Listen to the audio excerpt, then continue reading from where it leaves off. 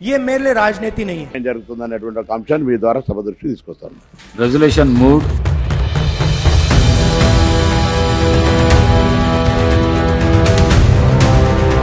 SC ST ఎలాగూ కులగణ జరుగుతుంది కాబట్టి ఓబీసీ కులగణలో ఆ సెన్సస్ లో చేపట్టాలని రాష్ట్ర కాంగ్రెస్ కమిటీ వల్ల గవర్నమెంట్ ఆఫ్ ఇండియాకు రెజల్యూషన్ పంపుతా ఉన్నాము.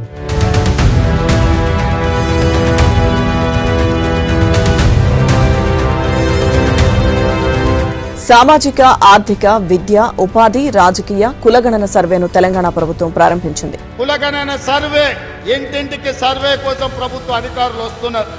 85,000 మంది ఈరోజు క్షేత్రస్థాయిలో పనిచేస్తున్నారు. 8,500 మంది వాళ్లను పర్యవేక్షిస్తున్నారు.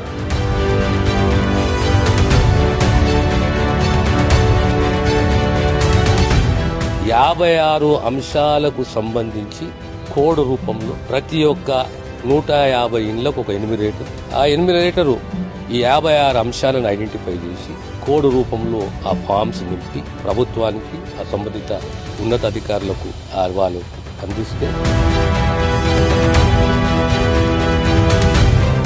ఈరోజు రాష్ట్ర ప్రజలకు సంబంధించిన సంక్షేమం, రాష్ట్ర ప్రజలకు సంబంధించిన అభివృద్ధి విషయంలో ఈ సర్వేకి సంబంధించిన సమాచారాన్ని పూర్తి స్థాయిలో ఉపయోగించుకొని వారి అభ్యున్నతికి, వారి అభివృద్ధికి నాంది పలకాలనే ఒక గొప్ప కార్యక్రమాన్ని ఈరోజు మొదలు పెట్టుకోవడం జరిగింది.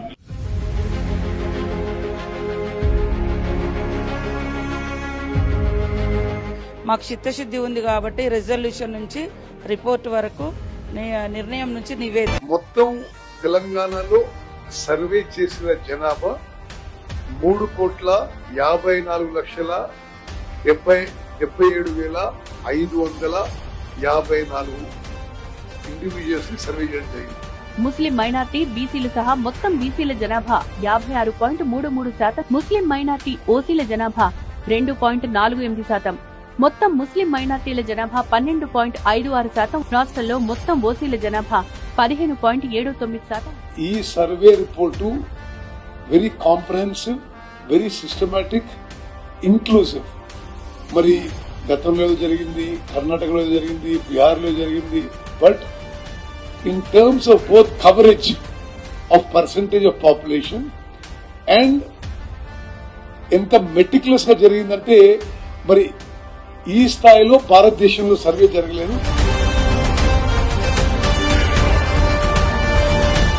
ఒక చారిత్రాత్మకమైన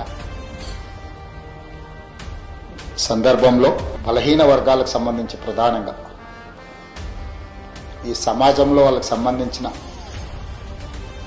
లెక్కలు కానీ వివరాలు కానీ లేకపోవడం వల్ల